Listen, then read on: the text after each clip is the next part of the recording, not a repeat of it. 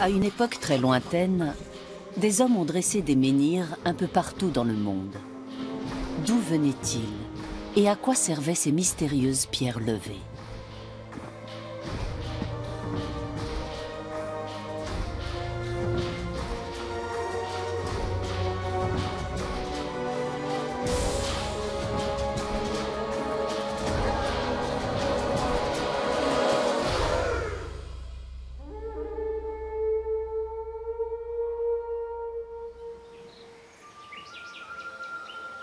De nombreux monuments préhistoriques sont cachés sous la terre depuis des millénaires. Ils ont été ensevelis délibérément par leurs bâtisseurs. Certains sont mis au jour par le vent ou les vagues.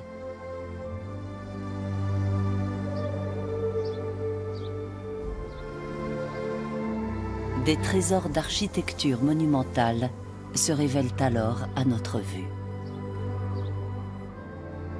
Les mégalithes sont des structures en pierre érigées par l'homme bien avant les pyramides. C'est une prouesse technique et logistique qui symbolise l'impossible. On trouve des mégalithes dans de nombreuses parties du monde. Partout, ils traduisent la même aspiration à l'élévation.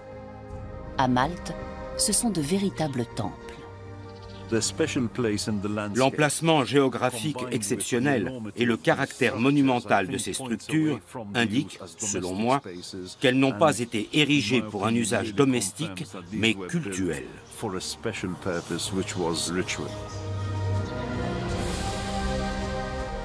Le nord de l'Écosse possède des mégalithes bien plus anciens que le fameux cercle de Stonehenge en Angleterre. Chaque irrégularité de terrain est susceptible de cacher des vestiges archéologiques. On en découvre de nouveaux chaque année, notamment au moment des labours. Peu à peu, les fouilles dévoilent un chapitre clé de l'histoire de l'humanité.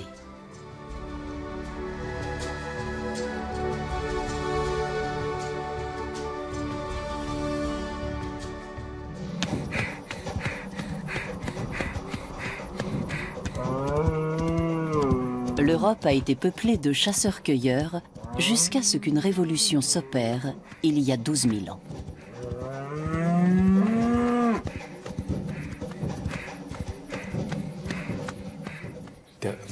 Le passage d'une société de chasseurs-cueilleurs à une société d'agriculteurs sédentaires est une évolution fondamentale dans l'histoire de l'humanité. L'homme a vécu de la chasse et de la cueillette pendant des millions d'années. Et voilà qu'il change subitement de mode de vie. C'est un changement bien plus radical que le passage à l'ère numérique ou à l'ère industrielle. La butte de Göbekli Tepe est située en Anatolie, dans le sud-est de la Turquie. L'archéologue allemand Klaus Schmidt a été le premier à la fouiller en 1994. Il est aujourd'hui décédé. La butte est surmontée de plusieurs cercles de monolithes. Les piliers pèsent jusqu'à 20 tonnes et sont ornés de magnifiques bas-reliefs. L'archéologue autrichienne Barbara Oerich participe aux fouilles du Göbekli Tepe, qui signifie littéralement « la colline au nombril ». L'architecture symbolique du Göbekli est une grande découverte archéologique. C'est peut-être l'un des monuments les plus importants du monde. Elle symbolise aussi le début du néolithique. L'ensemble architectural du Göbekli Tepe a été bâti par des chasseurs-cueilleurs avant la sédentarisation de l'homme. Cette donnée bouleverse les connaissances. Au Göbekli, on découvre une civilisation, une société dont on ignorait tout. C'est une société très ancienne, et malgré cela, on peut en comprendre certains aspects. La figure du lion bondissant, par exemple, nous apparaît menaçante à nous aussi. Parce que c'est sûrement comme cela que les bâtisseurs du Göbekli la voyaient il y a 12 000 ans.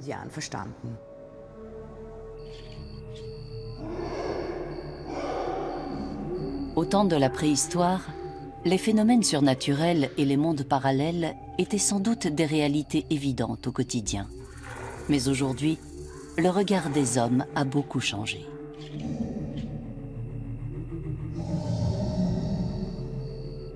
La grue symbolise peut-être l'air qui relie la terre au ciel. Le scarabée et le serpent se retrouvent dans de nombreuses mythologies. L'homme préhistorique vit dans un monde animal chargé d'énergie. Il ne voit pas de frontières marquées entre l'ici-bas et l'au-delà. Mais pour le reste, son système de pensée demeure un mystère.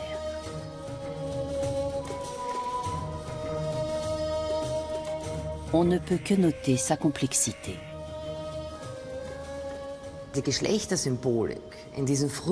La symbolique des sexes est évidemment très complexe dans les phases initiales du Göbekli.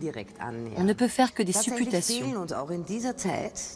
Il nous manque les nombreuses représentations féminines qu'on trouvera plus tard. On peut donc en déduire que les femmes ne jouaient pas un rôle central dans cette structure cultuelle.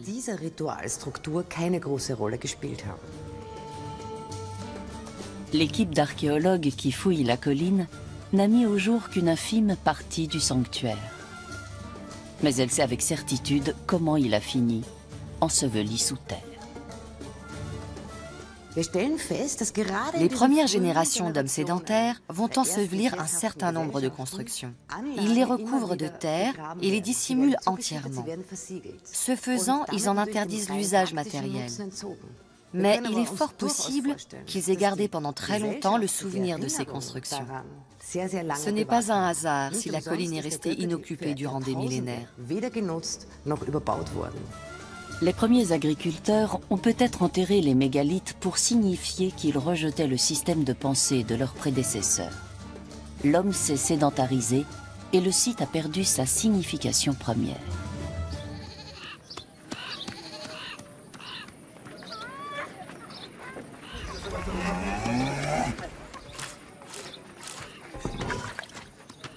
Le musée de la préhistoire de Halle, en Allemagne, est consacré à cette période. Pour son directeur, Harald Meller, la sédentarisation est une phase décisive de l'histoire de l'humanité. La révolution néolithique est le tournant majeur dans l'histoire de l'humanité. Vous voyez ici des milliers de haches de pierre datant du néolithique. 3800 haches pour être exact. À quoi ont-elles servi? À déboiser pour cultiver la terre, à fendre le bois et à le travailler, notamment pour construire des habitations complexes, car les hommes se sédentarisaient. Les chasseurs-cueilleurs pouvaient rester plusieurs années au même endroit si la nourriture y était abondante. Mais on ne peut pas parler de véritable sédentarité. La révolution néolithique, c'est autre chose. La sédentarisation de l'homme est le problème cardinal, le péché originel. L'homme vit de la chasse et de la cueillette durant des milliers d'années. Du fait de ce mode de vie naturel et surtout de son alimentation naturelle, il a peu de descendance puisque les femmes ne sont pas fécondes tant qu'elles allaitent.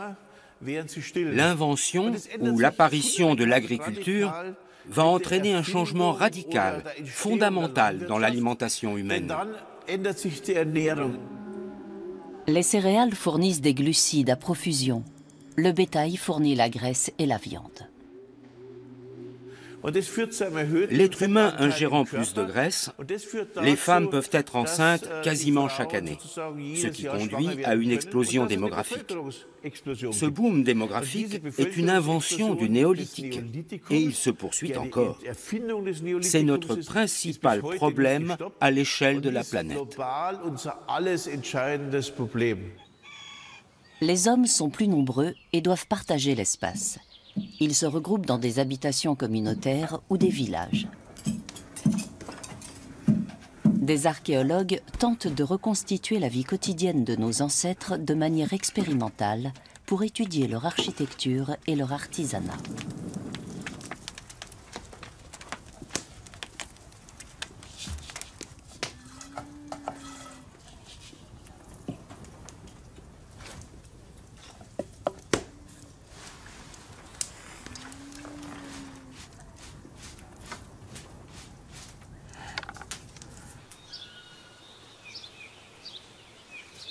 Wolfgang Lobisser et Marco Preseger nous présentent les résultats de leurs travaux. Marco porte le même sous-vêtement qu'Ötzi. C'est un tissu en lin qui passe entre les jambes et qui est fixé à la taille par une ceinture. On peut supposer que les hommes du néolithique ont porté ce type de sous-vêtement assez tôt.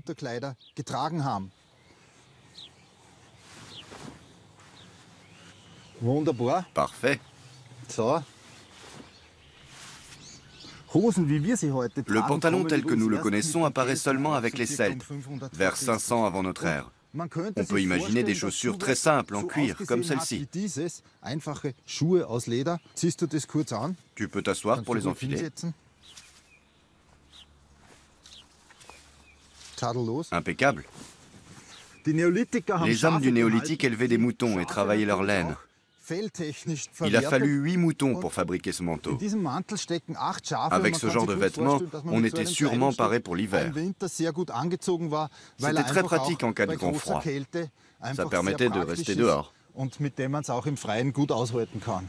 Les hommes préhistoriques utilisaient des colorants pour décorer leurs habitations et réaliser des peintures corporelles.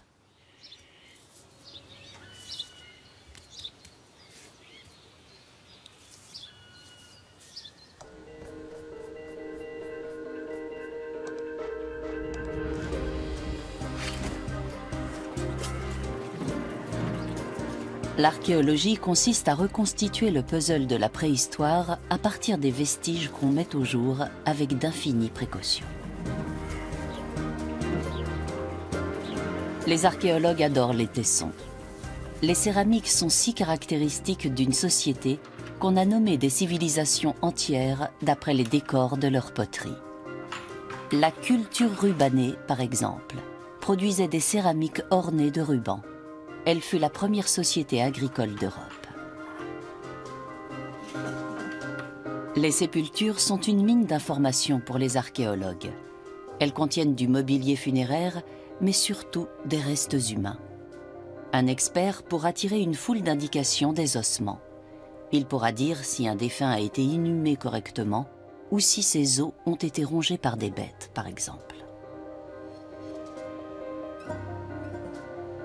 Maria Teschler-Nicolas a dirigé le département d'anthropologie du Muséum d'histoire naturelle de Vienne. Elle lit dans les squelettes comme dans un livre ouvert. On peut déceler un manque de vitamines ou un stress, par exemple. Cela nous permet de reconstituer les conditions de vie et d'alimentation des hommes préhistoriques. On peut voir des signes d'anémie sur le toit de l'orbite ou les signes d'une carence de vitamine C sur certains dépôts et formations osseuses. Si on fait ces examens de manière systématique sur toute une population, pas seulement sur un squelette isolé, cela permet de reconstituer les conditions de vie et de travail des hommes préhistoriques.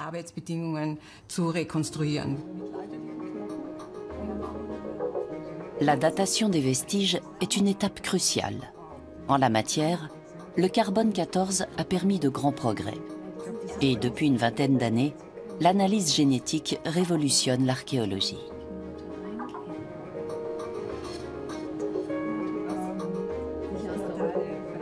Aujourd'hui, on est capable d'analyser des restes d'ADN humain ou animal vieux de plusieurs milliers d'années. L'étude de l'ADN du bétail peut ainsi fournir des données sur la répartition des fermiers néolithiques. Joachim Burger est spécialiste de biologie moléculaire. Les toutes premières analyses portaient sur l'ADN d'animaux domestiques. Elles ont montré que les vaches iraniennes étaient les ancêtres de toutes les vaches européennes. Les races qu'on trouve aujourd'hui en Suisse ou en Frise orientale descendent toutes des races anatoliennes ou proche-orientales. Les vaches ont migré, et les autres animaux aussi, comme on l'a montré par la suite. On s'est alors demandé si les hommes n'ont pas migré eux aussi. Et au bout de 10 années de recherche, on a effectivement conclu que les populations du nord-ouest de l'Anatolie étaient les ancêtres de tous les hommes néolithiques d'Europe. Les ossements sont la principale source d'ADN pour les anthropologues. mais on trouve peu de matériel génétique bien conservé après des milliers d'années. D'une part, les os se décomposent vite quand la température du milieu environnant est élevée. D'autre part, ils sont souvent contaminés par des ossements plus récents, ce qui fausse les résultats.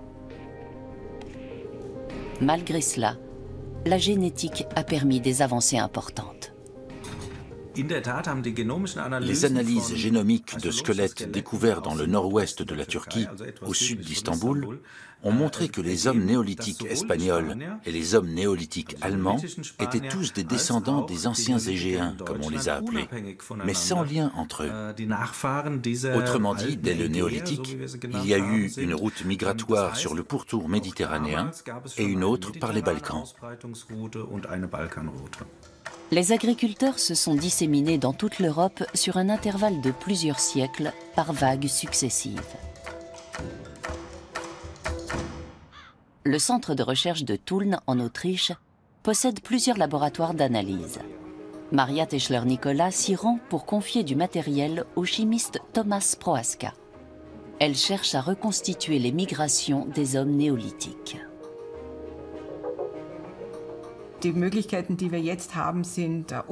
Aujourd'hui, on dispose de méthodes d'analyse bien plus performantes qu'il y a 20 ans. On a des méthodes invasives et non invasives. En anthropologie, on utilise beaucoup l'analyse isotopique depuis une quinzaine d'années pour reconstituer des changements de résidence ou des déplacements de population à la préhistoire.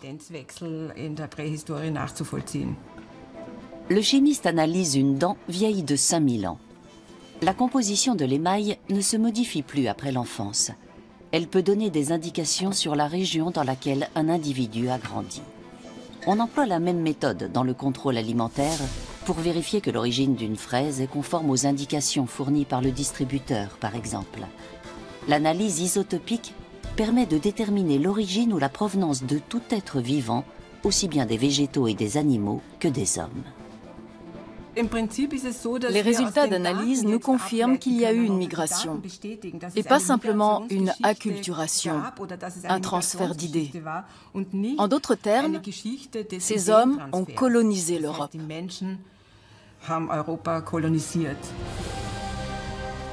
On a trouvé très peu de traces des chasseurs-cueilleurs qui ont peuplé l'Europe pendant des millénaires, avant sa colonisation au néolithique.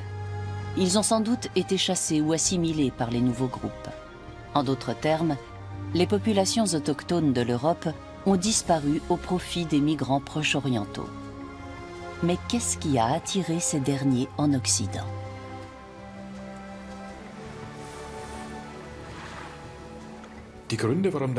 Les raisons qui ont poussé l'homme à migrer hors de son territoire sont assez obscures. Je ne pense pas que c'était lié à un problème de surpopulation.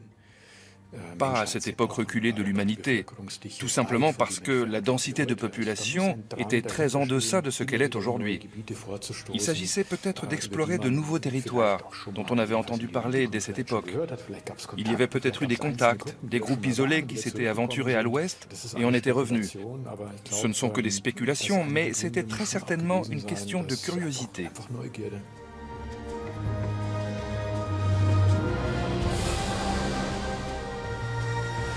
Les chasseurs-cueilleurs sillonnaient la mer comme nous sillonnons aujourd'hui les terres.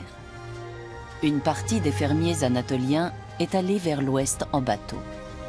Était-il à voile ou à rame, c'est difficile à dire.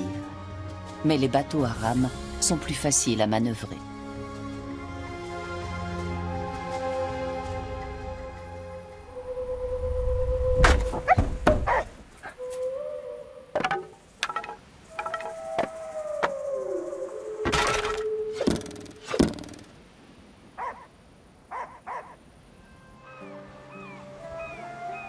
Les explorateurs se répandent peu à peu en Méditerranée. Certains s'arrêtent à Malte.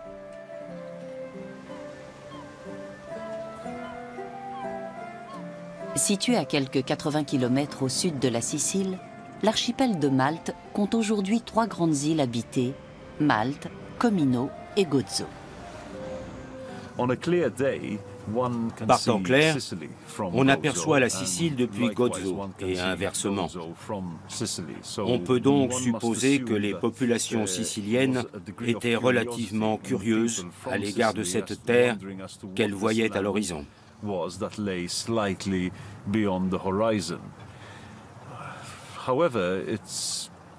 Néanmoins, on voit mal pourquoi elles auraient quitté une île aussi fertile que la Sicile pour coloniser une terre lointaine.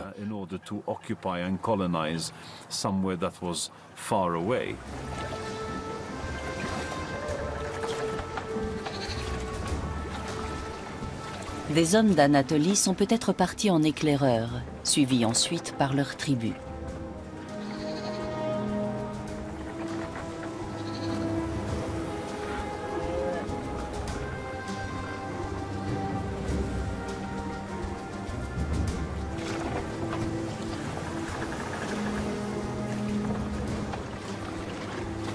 Les temples mégalithiques apparaissent à Malte environ 2000 ans après l'arrivée des premiers colons.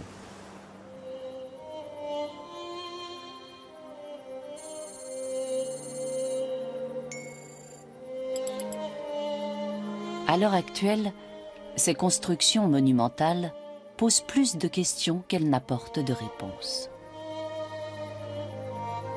Ces pierres de taille en calcaire, qui pèsent jusqu'à 20 tonnes, risquent de tomber en poussière avant qu'on ait élucidé leur mystère. Timmy Gambin les photographie pour tenter de sauver ce qui peut encore l'être.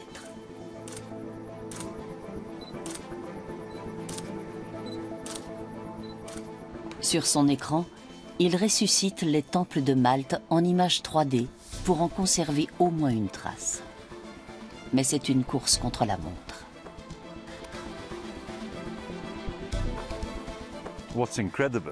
Aussi incroyable que cela paraisse, l'érosion des vestiges a été plus rapide au cours des 70 dernières années qu'au cours des 45 siècles précédents. Ce n'est pas seulement parce que les temples ont été mis au jour, c'est aussi à cause des pluies acides, des rejets de CO2, etc. Tous ces polluants modernes accélèrent considérablement l'érosion.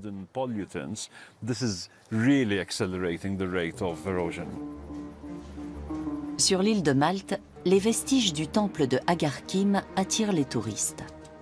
Une bâche les protège de l'érosion par le soleil, la pluie et le vent.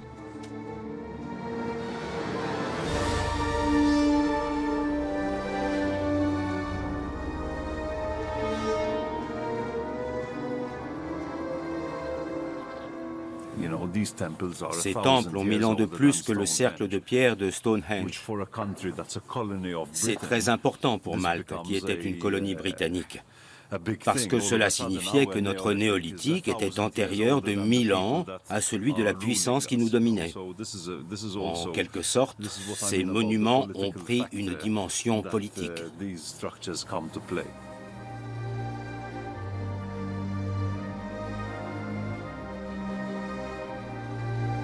Qu'espéraient les hommes du néolithique en construisant ces édifices grandioses?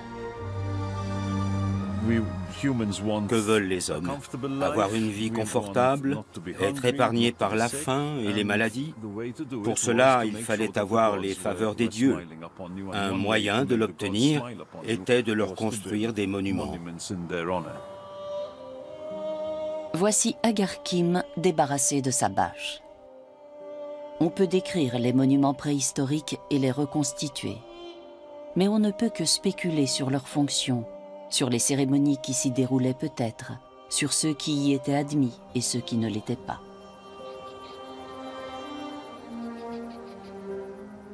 Il y a une séparation très nette entre l'espace intérieur et l'espace extérieur. Le temple est bâti en dur et couvert. C'est le royaume des prêtres et des prêtresses. L'extérieur est ouvert aux éléments. C'est l'espace des gens ordinaires. Le plan du temple établit clairement cette division. L'intérieur du temple est dissimulé au regard.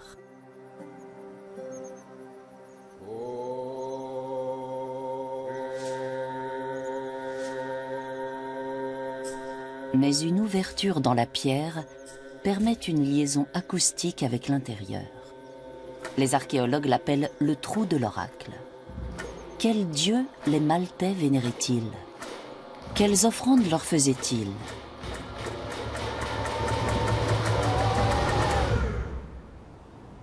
Sur ces questions, le mystère reste entier.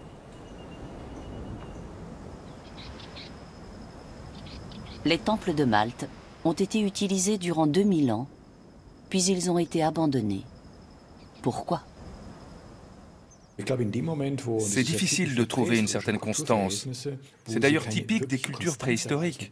On n'a pas d'institutions qui se transmettent de génération en génération, comme l'écriture, la prêtrise ou la dynastie, qui sont essentielles dans l'évolution culturelle. Tant qu'on n'atteint pas cette phase, les civilisations ne durent pas. Les civilisations préhistoriques ne durent jamais.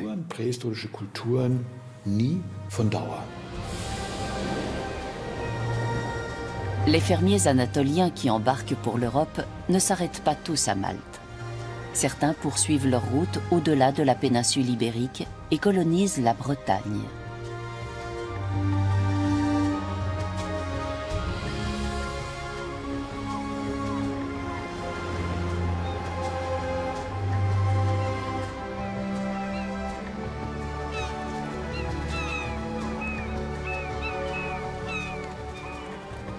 Des kilomètres de côtes rocheuses leur fournissent des tonnes de matériaux de construction.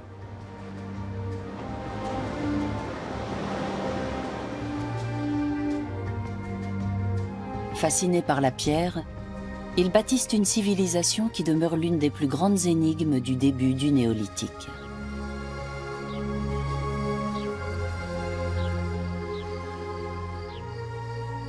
Les temples mégalithiques de Malte sont uniques au monde, mais les alignements de Karnak sont tout aussi exceptionnels.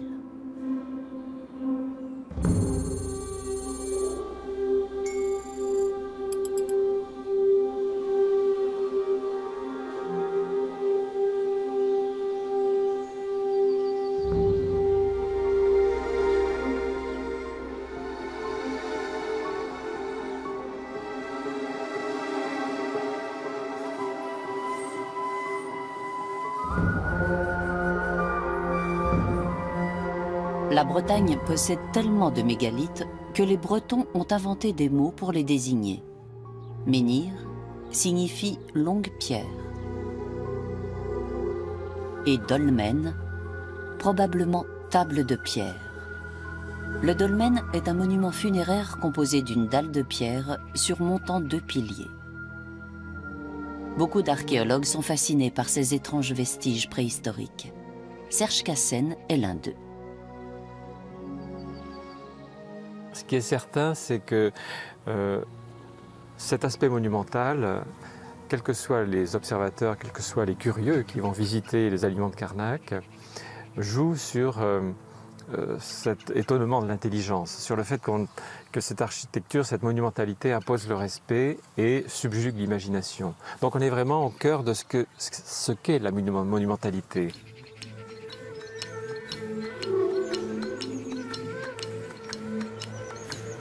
Les alignements de Karnak s'étendent aujourd'hui sur plus de 3 km, mais ils couvraient autrefois une surface bien plus grande.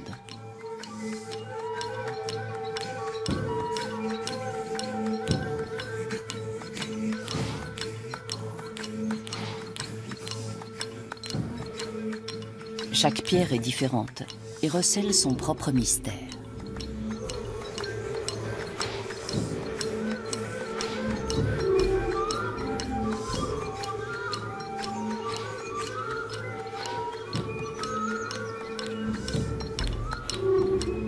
Faut-il voir dans Karnak une démonstration de force, les traces d'une manifestation surnaturelle ou de simples pierres tombales? Les théories sont nombreuses.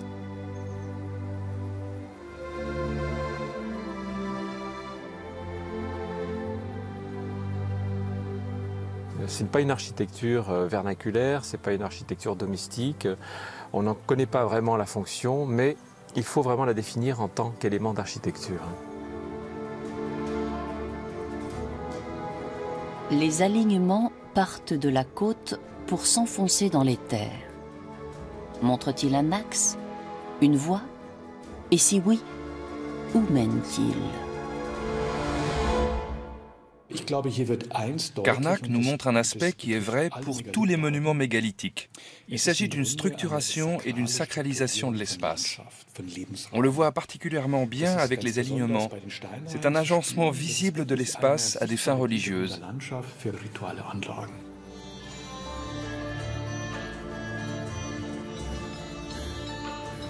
On trouve des mégalithes sur les îles de la Méditerranée et le long de la côte atlantique jusqu'aux îles britanniques.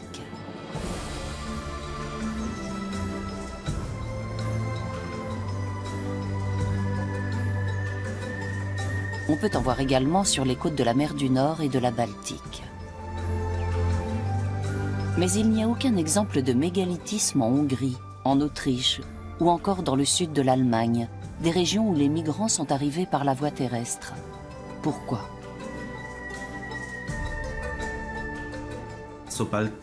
Dès lors que les populations néolithiques quittent l'Anatolie centrale, la diversité culturelle se réduit de façon drastique.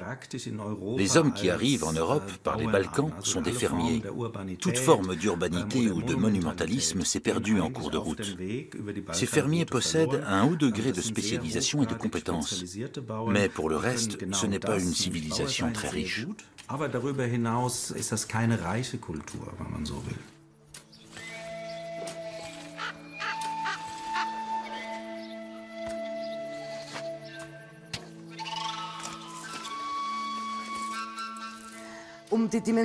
Pour donner des repères chronologiques, entre le croissant fertile et l'Autriche, il y a un intervalle de près de 5000 ans.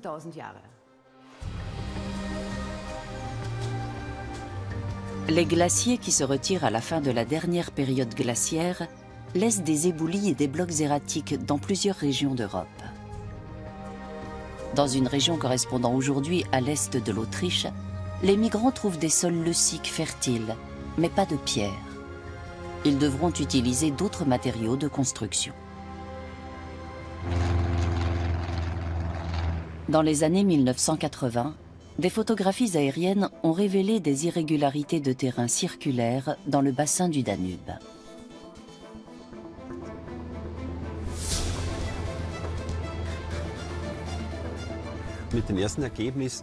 Les photos aériennes et les premières fouilles ont montré qu'il s'agissait de monuments vieux de 6500 ans. On s'est alors demandé à quoi ils avaient pu servir. Il y a eu beaucoup de discussions à ce sujet vers le milieu des années 1980. Certains imaginaient des places fortes, d'autres des lieux de rassemblement, d'autres encore des temples ou des enclos à bêtes.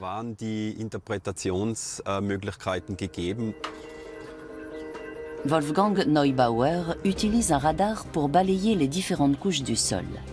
Il peut ainsi repérer des vestiges archéologiques enfouis sur de vastes étendues sans avoir à donner le moindre coup de pioche. Dans le bassin du Danube, l'examen a révélé la présence de fosses, de portes et de palissades. Wolfgang Neubauer sillonne le monde entier avec son appareil.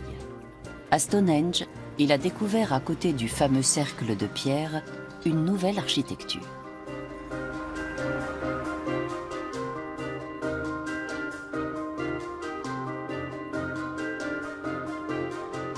Les cercles préhistoriques autrichiens ne sont visibles du ciel qu'à certaines saisons, et ils sont exposés à l'érosion. Wolfgang Neubauer a repéré 40 fosses circulaires dans le nord-est de l'Autriche, dont l'une dans les environs de Heldenberg. Nous approchons de l'entrée des fosses circulaires. Les fosses partent à droite et à gauche. Elles étaient creusées en V et pouvaient mesurer 4 mètres de profondeur. C'était certainement très impressionnant quand on y pénétrait. La forme circulaire est visible sur les photographies aériennes et les images radar, mais elle n'est pas visible quand on est au sol.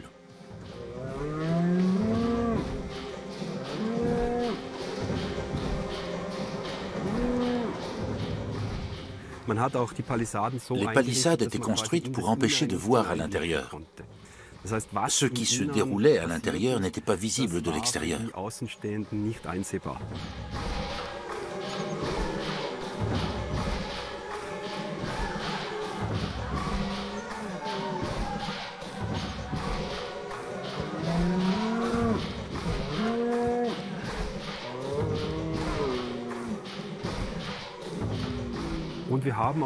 L'acoustique était très particulière.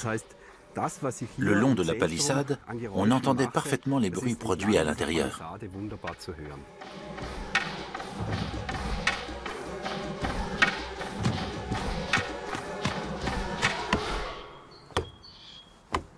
Ces lieux d'exception avaient plusieurs fonctions. Leur construction impliquait des travaux collectifs qui soudaient la communauté. En 2005, Wolfgang Globisser et son équipe ont reconstitué une fosse circulaire près de Heldenberg. Ils n'ont utilisé que des outils en pierre et des matériaux disponibles à la préhistoire, à savoir du bois, des os et des fibres végétales. Conclusion de l'expérience, pour qu'un village de 200 habitants se dote d'une fosse circulaire, il fallait qu'une trentaine de personnes y consacrent 2 à 3 années de labeur, en plus des travaux agricoles. À cela s'ajoutaient les travaux préparatoires, qui duraient sans doute tout aussi longtemps, puisqu'il fallait fabriquer chaque outil.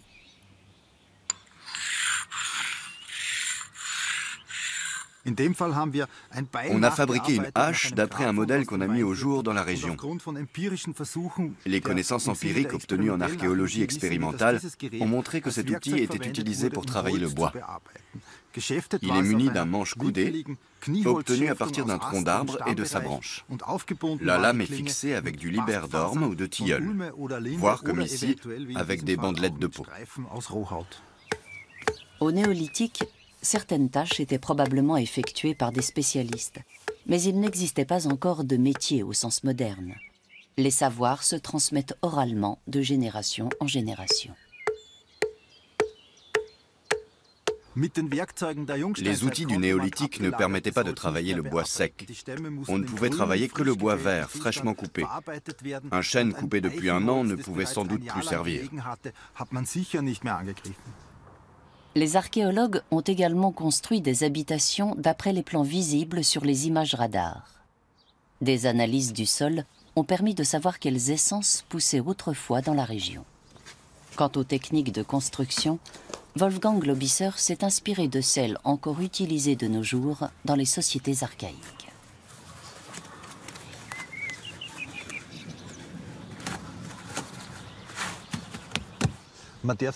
Pour construire une habitation de ce type, il fallait 12 à 16 000 mètres de cordes. Pour les produire, on mettait quasiment autant de temps que pour tout le travail du bois. D'après nos calculs, une famille devait consacrer 3 à 4 hivers à fabriquer des cordes à partir du libère-d'orme et de tilleul.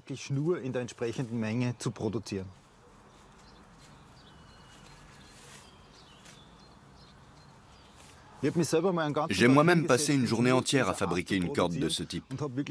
Le lendemain, je ne sentais plus mes pouces et je n'avais produit que 26 mètres. Certains jours, les archéologues présentent au public l'artisanat néolithique dans le petit village reconstitué de Heldenberg.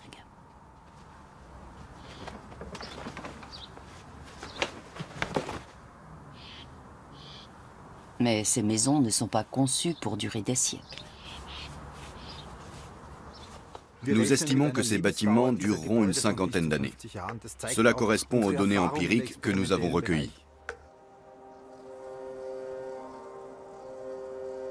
Heureusement, dans d'autres régions, l'homme du néolithique a laissé des constructions en pierre qui nous livrent quantité d'informations, à commencer par les lieux de peuplement. Il y a de nombreuses sépultures au Danemark et dans le nord de l'Allemagne. Ainsi, on en connaît plus de 500 à Sylt. On les étudie peu à peu.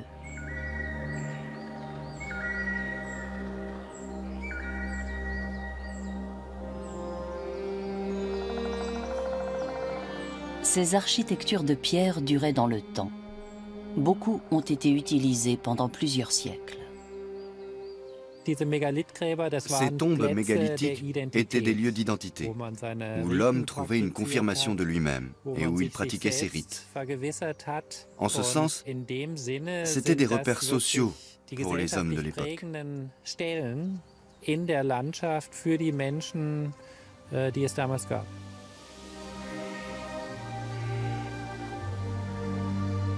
Les sépultures sont très révélatrices d'une société et de sa cohésion.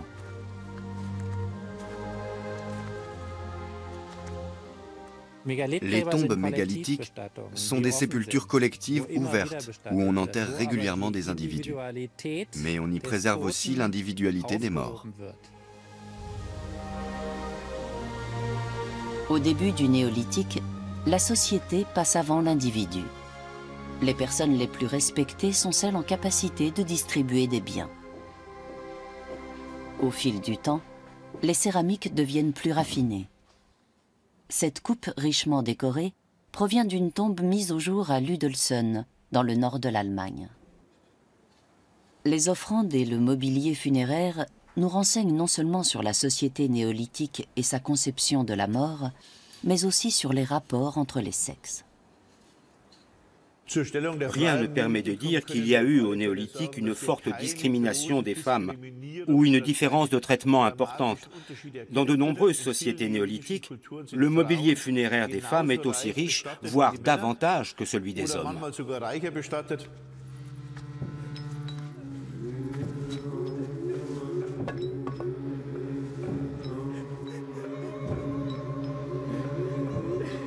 Mais le mobilier funéraire permet-il vraiment de connaître le rôle dévolu aux femmes dans la société néolithique?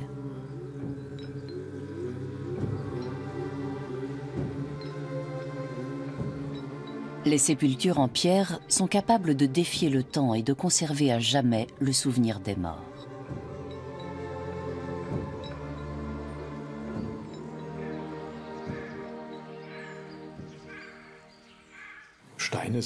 La pierre est le premier élément dont on dispose pour reconstituer l'architecture aussi bien des temples que des tombes.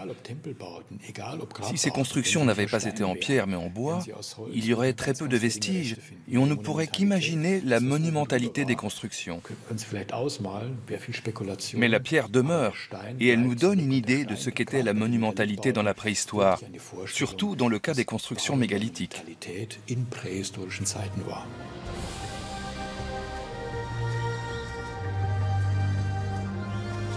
Au nord de l'Écosse, on a découvert dans les îles Orcades des vestiges mégalithiques d'une grande richesse.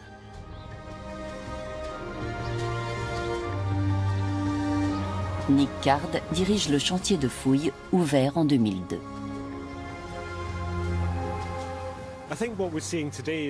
On ne voit que la pointe de l'iceberg par rapport à ce qui existait il y a 5000 ans.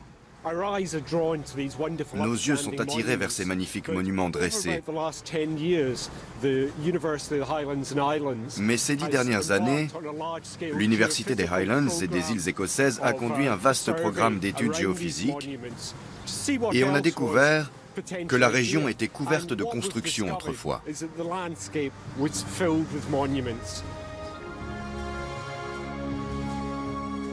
On a trouvé des sanctuaires, des habitations, des tombes. Le nombre et la variété des vestiges néolithiques des Orcades sont uniques au monde. Les plus notables sont le tumulus de Mesho,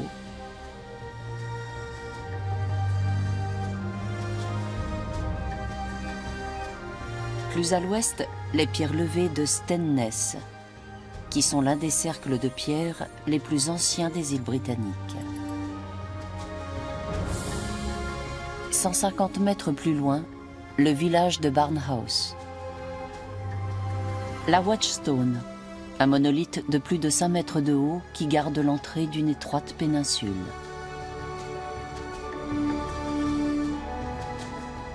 Et enfin, sur cette péninsule, le Ness de Brodgar, l'un des plus grands temples néolithiques connus. Un autre site néolithique majeur a été découvert à proximité immédiate de l'océan.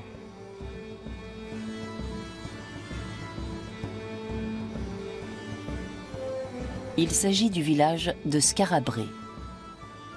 Une grande partie du site a été couvert pour le protéger de l'érosion naturelle et son accès est interdit, sauf aux archéologues.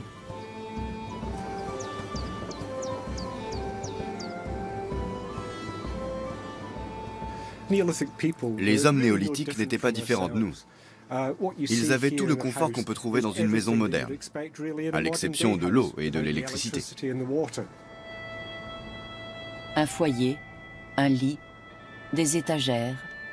Ces petites habitations de plain pied offraient peu de prise au vent et leur toit végétal isolait du froid. Il devait faire bon vivre sur les Orcades au néolithique. Les archéologues n'y ont relevé jusqu'à présent aucune trace de guerre ni de catastrophe naturelle.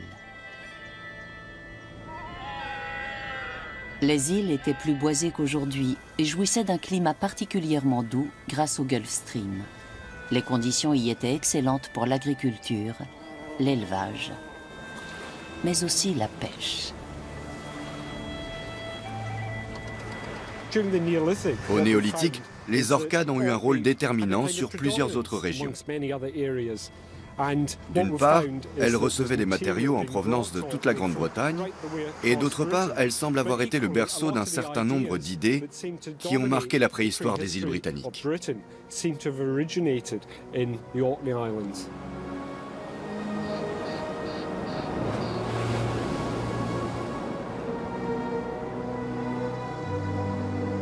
Le cercle de pierre des Orcades a-t-il été le modèle des autres cercles des îles britanniques? Aujourd'hui, on est capable de retracer les migrations.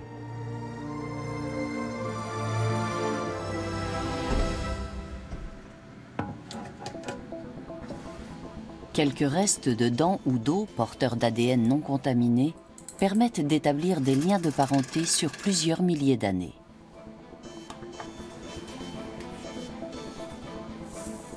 On a ainsi établi que les populations néolithiques d'Europe descendaient des anciens Anatoliens. Mais ce n'est pas tout.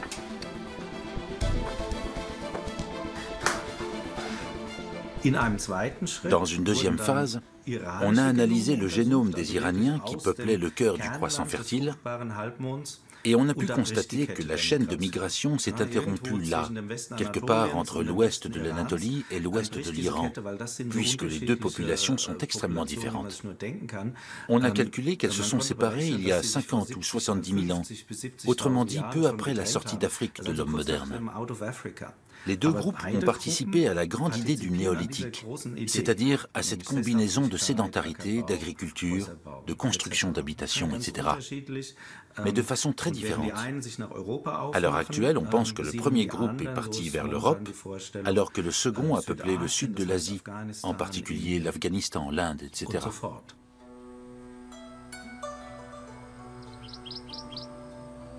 La révolution néolithique s'est donc diffusée sur deux voies similaires mais distinctes, l'une vers l'Occident et l'autre vers l'Orient.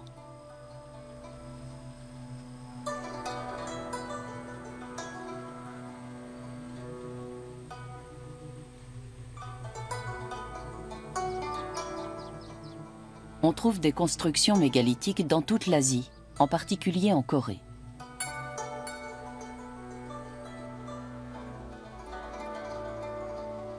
Dans ce pays, les astres occupent une place importante dans la mythologie et l'homme a gravé des constellations d'étoiles sur des mégalithes jusqu'à une époque assez récente. Malheureusement, leur datation est difficile car plusieurs périodes peuvent être présentes sur une même pierre.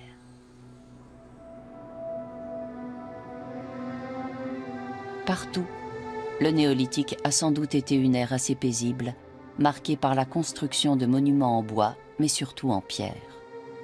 Les premières traces de guerre sont postérieures.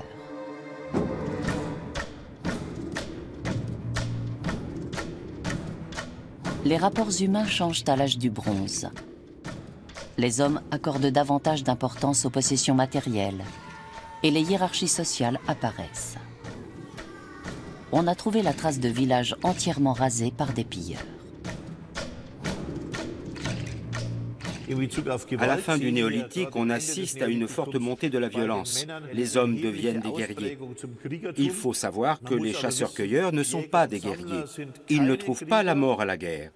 Il n'y a pas de guerre dans les sociétés de chasseurs-cueilleurs. Il n'y a que des agressions.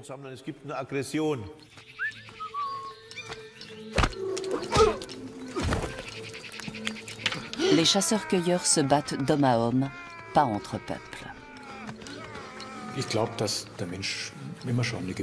L'homme a probablement toujours eu une certaine agressivité.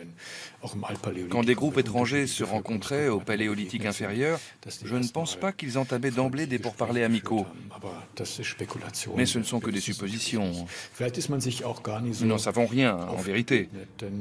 Les rencontres étaient peut-être rares. À la préhistoire, la densité de population n'était pas comparable avec celle d'aujourd'hui. Le mégalithisme disparaît à l'âge du bronze. Mais les monuments néolithiques garderont longtemps une fonction qui variera sans doute dans le temps. Balises, symboles chrétiens, de nombreux tumulus préhistoriques serviront de base à des églises.